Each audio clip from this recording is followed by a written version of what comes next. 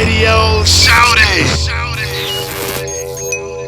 I feel that now. I mean, Bankroll Fresh, man. I mean, talk about Fresh, your relationship with him, man, and what you saw in him as a young man, all the way up through his career.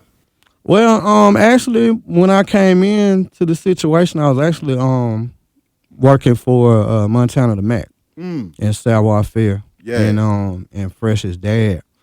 But then one day, Fresh played something for me, and then it was just like I had tunnel vision at that point because at that time it was jeopardizing what I had going on with 2 Chainz. But because I was supposed to be fully focused on that, and I just couldn't. You know what I'm saying? After I heard that, I'm like, we need to roll with this shit right now. And I ain't saying that that Chainz wasn't gonna make it or nothing, but that's the way God was pushing me. You know what I'm saying? And who knows what would have happened if I stayed around. He probably wouldn't even have gotten where he needed to be. Because Tech and Sud and Al and all them was exactly what he needed at that time. And I just, went on and did my thing with Fresh. I mean, I recall when I first talked to Fresh, and he came in there with that Hot Boy mixtape, that Life of a Hot Boy. And I remember looking at all them DJs on that tape. And when I saw all y'all boys on there together pushing that, man, I said, okay, this must be a serious movement going on right I didn't even like that shit. I was mad at first because I ain't gonna lie, I wanted to do the tape by my damn self. Ow! But I was cool, you know what I'm saying? After I sat and I thought, but I'm a hot head anyway. So it was just like even at that point I had to sit back and be like, man, you tripping. Like this is a moment in history, like cool out, you know what I'm saying? And then I thought about it, I said, I ain't never did no damn tape. Me, Tank, Scream, and Spins, like we never did that. Man, that was powerful as hell.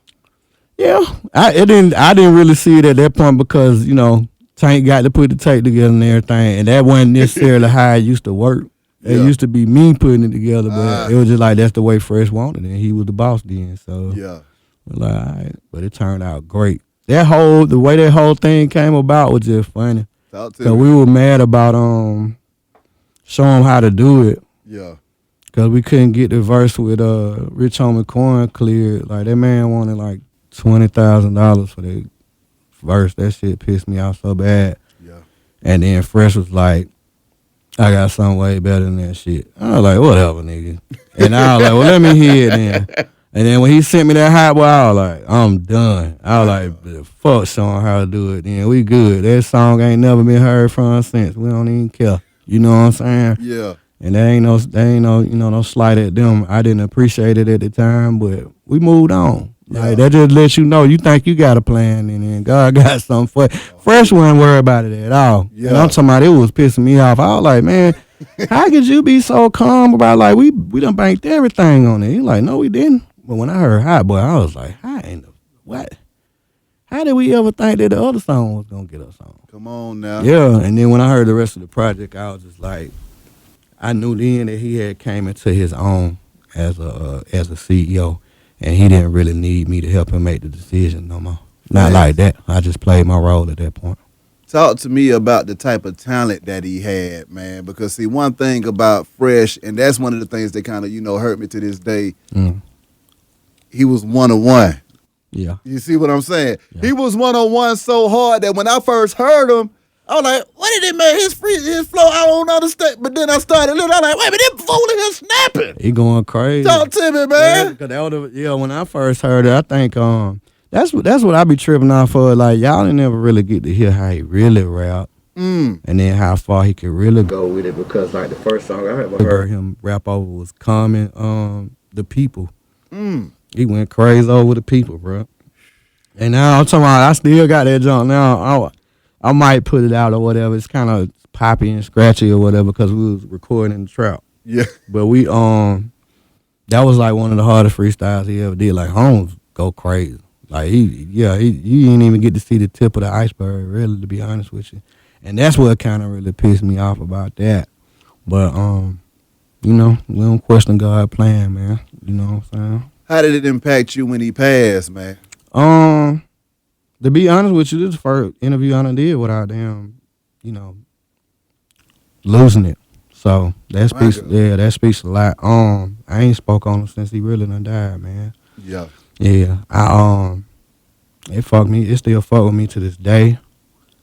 But I went into a real live depression for about a year, and really didn't want to do music like that no more. That's why it wasn't that important to me to be in a club. I ain't really want people all in my face and all that. You know what I'm saying? But it fucked me up bad. But I got better about it now. You know what I'm saying? Just knowing that how many people he done touched, how many people he helped, people that would been in terrible situations. He want to put their hand on a project. And you know, and took them under their wing. So his legacy still stands. And sadness and all that wasn't his legacy. That just wasn't what he was about. Yes, you know what I'm saying? His spirit still lives. It's very positive. I see him all around Bucci. Yeah. Bucci done just grew into a really dope artist. What up, though, Booch? Yeah.